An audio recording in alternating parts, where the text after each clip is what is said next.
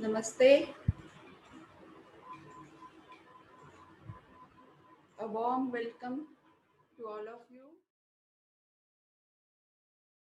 Immunity is the ability of the body to recognize, to neutralize, or to destroy the harmful foreign substances. Those are in our body, those attack the body. So it's like a defense mechanism of the system. See, if there is a critical situation, war-like situation, in that war, now here the war is between the foreign bodies or the viruses, bacteria, and our body. What we will do is, we will first boost our powers, boost our defense mechanism, correct?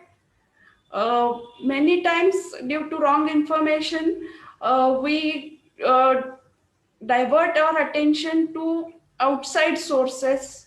But firstly, we should focus on our body systems, make it healthy, and other necessary precautions. They are equally important, but our prime objective must be to focus on our body, to create a healthy body so that it will be able to fight many wars against such viruses. The corona right now is one, but in future many can come. So this is the right time for us to know the importance of immunity and see, our body is the greatest creation of God. So God has gifted us. There are inbuilt mechanisms which fight with the foreign particles, but with our bad habits or ourselves not taking proper precautions, proper care of our body, we destroy the mechanism that is created by nature. So our perspective in this session will be, what are the natural things which we can do, which are there. First of all, let's know what are the natural things, and then what things will help you to boost up the immunity. So immune system is a complete system in our body. Basically, it starts from skin. Skin is the greatest barrier between outside world and our inner body. It includes lymph nodes, white blood cells. Spleen is the important organ because it produces the white blood cells. Respiratory system is there. All this includes lymphatic system. Other than this, there is a network. You can see in this picture, complete network of lymph nodes and associated lymph ducts. The lymph, that is the important liquid, you can say, is circulating throughout the body for the defense mechanism. Now, this circulation of the lymph needs to be proper for the proper functioning of lymphatic system.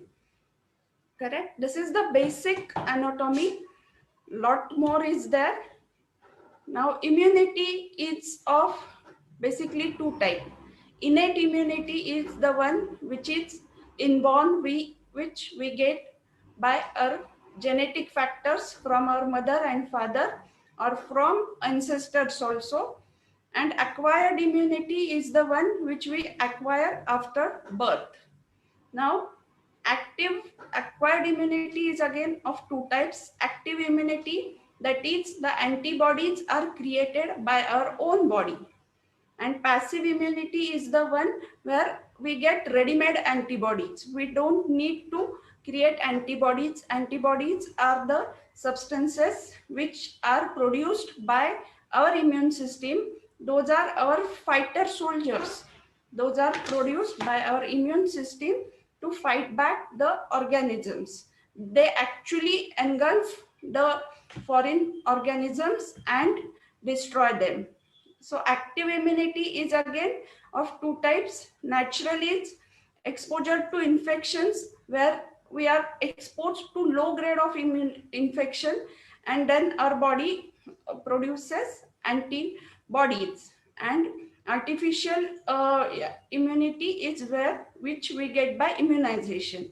So there also we are attenuated, we are given the antibodies directly. Then the ready-made antibodies are by passive immunity. Natural passive immunity is from maternal immunity, from when we are in the womb of mother.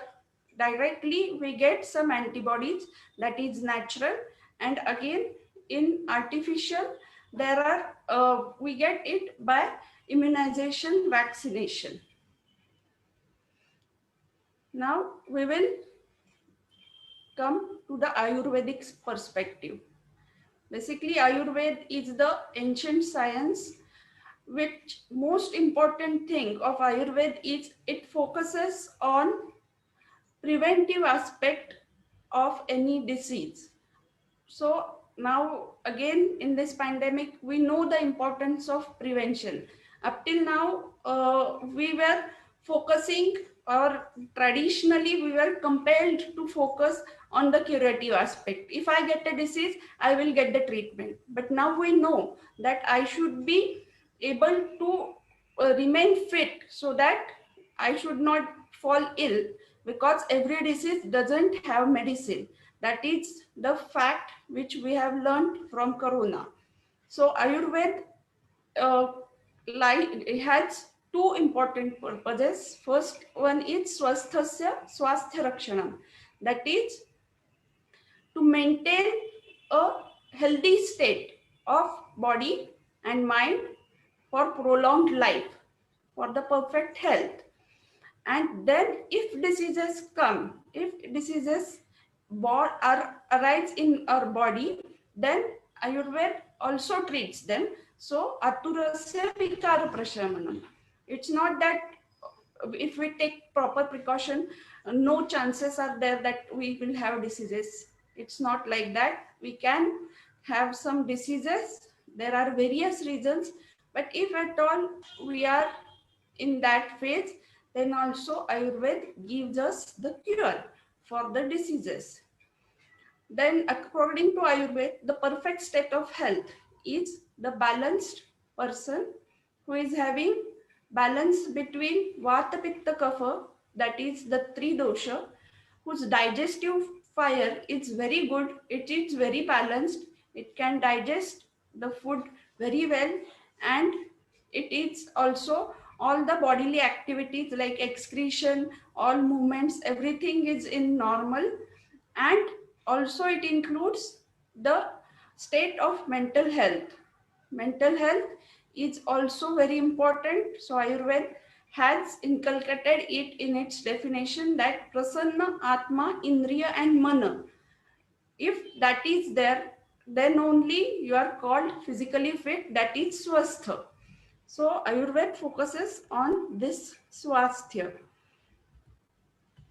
Then what about description of immunity in Ayurveda? So Ayurveda describes immunity as Vadhikshamatva. Vyadhikshamatva is the one which is responsible for fighting against the diseases. Now Ayurveda has very typical discrimination. It is very minute. So it has described it as in two parts, Vyadhikshamatva. One is the one Vyadhi Bala Virodhitvam. If diseases arise, then to reduce the effect of diseases, there is Vyadhikshamatva. And the other one is Vyadhi Utpada Pratibandhakatvam. That is, if there is, that is the one which prevents from producing the diseases. So that both are included in the concept of Vyadhikshamatva in Ayurveda. Now this all is included regarding the health, as there are our body is formed with multiple dhatus, rasa, rakta, mams, etc. So all dhatus, the strength of all dhatus will be benefited by some processes which we will soon get to know. All these processes will enhance the strength, the bala of our body, and then the diseases will be kept away. Now Another important concept is then who can capture diseases according to Ayurveda. The processes, the person who are having Ati Sthula Sharira, that is obese person. Ati Krusha Sharira, that is those people who are extra thin, those whose muscles and bones are weak. Then overall weak personalities, then those who are having unwholesome diet or very low diet, and important thing is mentally weak person are susceptible to diseases. They are not able to tolerate the impact of the diseases. Now, can you relate them with the comorbidities which now all of us know of corona?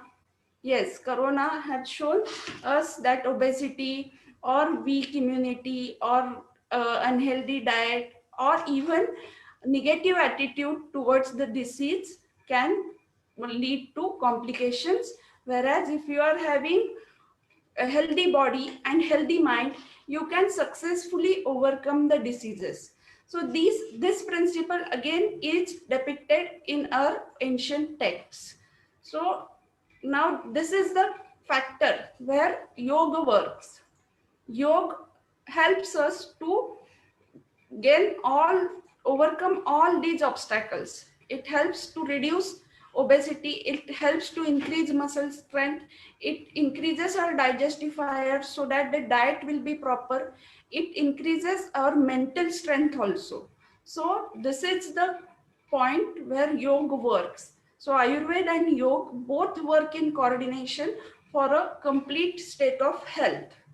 First, we will have a look at the principles of Ayurveda, and then we will have some yoga asana or some yogic principle. Now, in this all discussion, we have learned some a word about bal. Bal is that it's strength. So strength of our body, strength of our muscle, we know bal is strength of our muscles, but strength of our body is also included in bal. So bal according to Ayurveda is the integrity of muscle that improves. It is related to your voice, it is related to your complexion. All normal functioning of the body is related to bulk. Now, this bulk is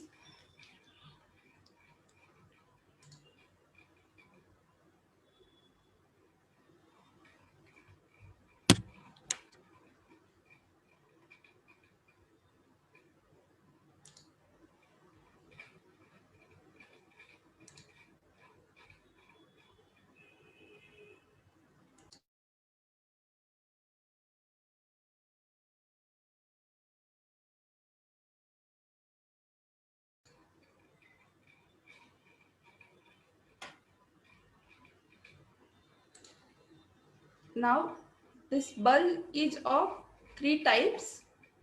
It is again related to immunity. The bulk which is sahaj, that is inborn, which we have seen in innate immunity, that is sahaj bulk. Then, according to Ayurveda, there is a Kalaj bulb that easily we can observe based on the seasons or age of the person. Our strength changes. In young children, in young age, we are having lots of strength, physical, mental. As the age increases, all the strengths start reducing. Similarly, in the morning, we feel fresh. By evening, our strength decreases. In seasonal variations also, in winter, our strength is at maximum level. In summer, when we sweat a lot, we feel low of energy. This strength is also related to your immunity. When you are feeling weak, when your bul is low, when you are feeling weak, you should restrict your activities. You should, it's not that everyday schedule is fixed and you should continue it. You should keep on doing the same things. According to seasonal variation, your diet should be changed. According to daily variation, your diet should change, your exercise should change. Though our activities, most of us can't change, with working life, but other things which are in our hand, definitely we can change them to maintain our health.